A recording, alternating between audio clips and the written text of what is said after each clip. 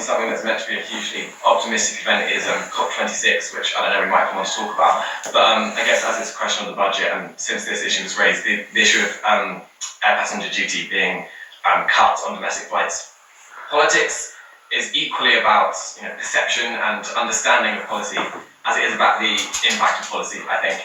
And I heard a minister on the radio today saying that actually, that it's fine that we're cutting the air passenger duty because we're offsetting it here and here and here. But the message that cut sends is that domestic flights are a good thing and that domestic flights are not a problem. When actually, as you said, it is long-haul flights that need to remain and are important for the world to remain connected. But domestic flights are not necessary. And surely, do we not agree, Graham, do you not agree that the message the week before COP26, the message that cutting air passenger duty sends is a pretty awful one? Graham Simpson? No, I don't agree. And the reason I don't agree is because the airline industry across the UK is on its knees. So I speak to the industry in Scotland because I'm an MSP. They are really, really struggling. And if we don't help them, we could see catastrophic job losses. So it's about, before you come back in, I do think it's about keeping the connectivity of the country as well. Now you may say, well, people can travel by train. Yes, they can. And if we had better train services, maybe, and cheaper fares, maybe they would take that choice. But I do think the airline industry needs assistance, so I welcome this cut. What I haven't heard from the that's SAP... But forgive me, what I was talking about was the perception. The message it sends the week before COP is that you should take more domestic flights. I get that point, but I don't agree with you. But I do get that people will see it differently. Lesley Riddoch, is this a budget for an age of optimism? Honestly, I don't know where to start. Train fares, you've got the audacity to talk about train fares as a Conservative. Just what?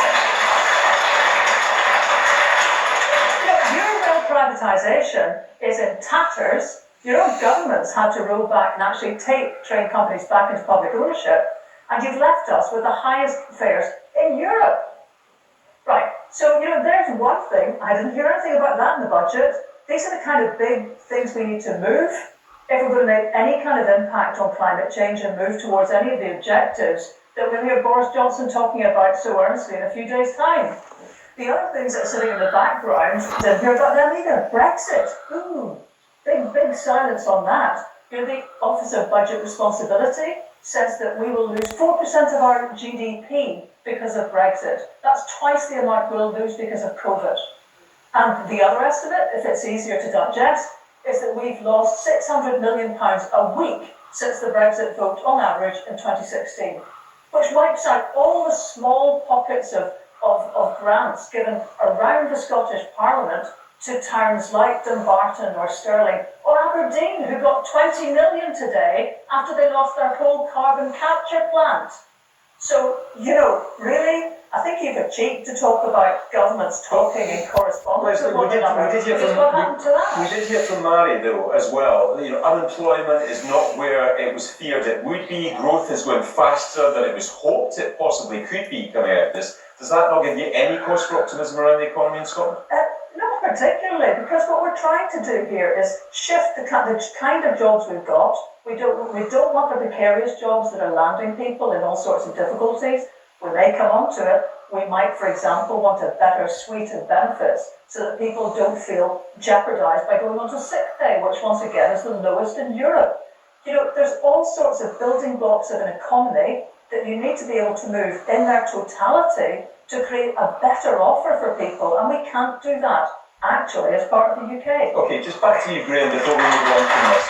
On those points that Lesley raised there. Well, it actually sounds like Lesley agrees with what the UK government are planning to do on trains, which is to create Great British Rail.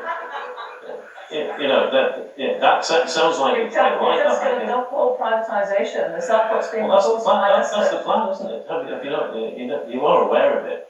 So they're going to create this new body, Great British Rail, and that's a timetabling exercise, my friend. That's not a timetabling exercise. But a lot of the budget was undoing what they've done in 10 years of austerity, undoing what they did about privatisation. And it's about choices, and that's exactly what budgets and politics is about, and it's about choices.